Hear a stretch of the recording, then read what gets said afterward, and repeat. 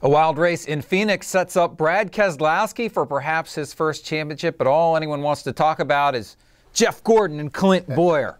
Welcome into the Rowdy Studios. Tom Vandervoort with Sporting News NASCAR editor Jeff Owens. And Jeff, let's start with the championship battle. We'll just get that out of the way.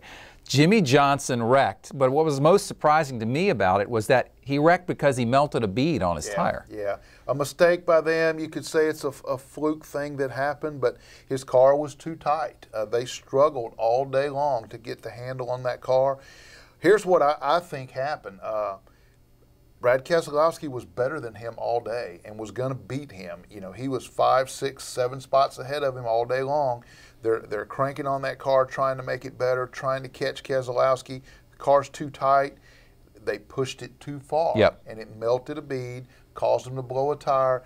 Jimmie crashed, and for all intents and purposes, championship over. Yeah, he's 20 points behind now, and if Keselowski finishes anywhere in the top 15, he's good to go at Miami. And I think you're right, and it's interesting if you think about the track reconfiguration, the increased speed. This is a track that has become pretty hard on brakes, and that brake heat's probably what melted the bead. We knew going in that there was a potential to have some problems like this, tire problems and wrecks, and you just sort of hope that one of the championship contenders didn't get in it.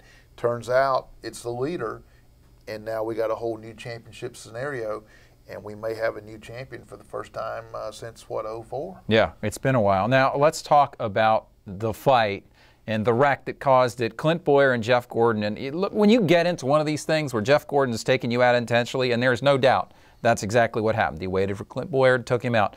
It's more than just what happened in this race. Oh, sure. So tell us about your point of view on Jeff. What should be done to Jeff Gordon? Well, that's the tough call. I mean, you know, Jeff's a 4-time champion, and by most accounts, he's a model citizen. He is one of the ambassadors of this sport. One of the greatest drivers we've ever seen, and professional and all of that. But this was a pretty egregious offense. And it depends on how NASCAR looks at it. There was a history between these two guys. They've never gotten to this point, but Jeff said it just escalated. You know, we remember earlier this year, Jeff had a chance to win the race at Martinsville. Bowyer wrecked him on the last lap. There had been other incidents where these two have gotten into each other. And that appeared to be what happened yesterday. You know, whether Bowyer roughed him up a little bit, it's hard to say, but they definitely made contact. Jeff cut a tire, he hits the wall, and he's livid. So he runs him down and intentionally wrecks him. I'm not sure whether he should be suspended or not, but I think he might be. He wrecked a championship contender in the middle of the heat of the chase with 2 races to go. And Bowyer still had a chance to win this championship. He was still in it. They tell you never to do that, and he did. They're pretty clear about that in the drivers' meeting. So he had an impact on the championship race. And then, of course, all the other things that happened out of it, the big pit crew brawl at the track there and all the other drama. And, you know, let's make no mistake about it, NASCAR secretly loves this stuff. It's great. It shows the passion, sport, absolutely. But they can't not do anything. Right. But it would be pretty huge to see them crack down and suspend Jeff Gordon. There's precedent for it, though. They did it to Kyle Busch last year. A little bit different scenario, but this was a bad deal. It was. And it would not surprise me to see it I think it's going to happen. I really do, just based on the circumstances and the time of year, and they're really not taking anything away from Jeff at this point. And the other thing you have to remember, I think, about this is, look, Jeff Gordon's not necessarily saying Clint Bowyer's out there trying to wreck me. What he's saying is, Clint Bowyer doesn't have enough respect for me to keep himself from running into me over and over and over again. And at some point, you have to draw the line. And Jeff thought it was at that point. Whether or not you agree with him is a different matter. I think it says a lot about Jeff Gordon for him to stand up for himself and do this. And we've seen him do this twice now in the last 3 years at the end of the season. He went after Jeff Burton 2 years ago at Texas.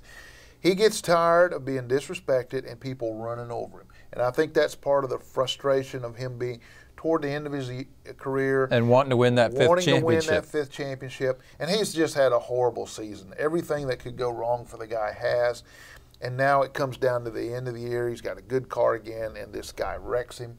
He had enough. The other reason that they probably will suspend him is you don't want to go to Homestead with Clint Bowyer looking to get even and a championship on the line. This can't happen again in the last race of the year. And potentially cost Keselowski the championship. I have to say, to me, when Danica Patrick wrecked at the end of that race, given where she was on the track, she wasn't past the start-finish line by any means. The cars were going to race back by her again. They didn't throw the yellow. Why? Yeah, and they blew it. NASCAR totally blew this one, and they averted disaster there. Because Keselowski nearly got taken out. Absolutely. You know, she wrecks. She stalled on the track. For whatever reason, she couldn't get to pit road. They don't throw the caution. Her car is sitting there on the front stretch. Now, it may have been close to the wall, out of the way, but she had put oil down all over the track, and everybody knew it. So here comes the leaders sliding in the oil. Everybody wrecked. Harvick almost wrecked. Yep. He held on, and Keselowski gets a piece of it. He gets hit. Now, luckily, he comes through, and he finishes where he would have anyway. But imagine what would have happened and where we would be today had he crashed and not finished that race, and all of a sudden Jimmie's back in the point lead. Yeah. I think it was a horrible call. I think they know it. They admitted as much after the race. That was just you got to throw a caution in that position with a championship on the line, coming to the checkered flag. You got to stop that race and restart it. Absolutely. If she's out of the way and they're not going to race back by her again, I get it. Otherwise, there's really no decision. Yeah, I mean, they risk hurting people, and they risk screwing up the end of the race and the championship. You can't have that. There you go. All right, that's Jeff Owens. I'm Tom Vandervoort. Thanks once again for joining us here in the Rowdy Studio. We'll see you next time.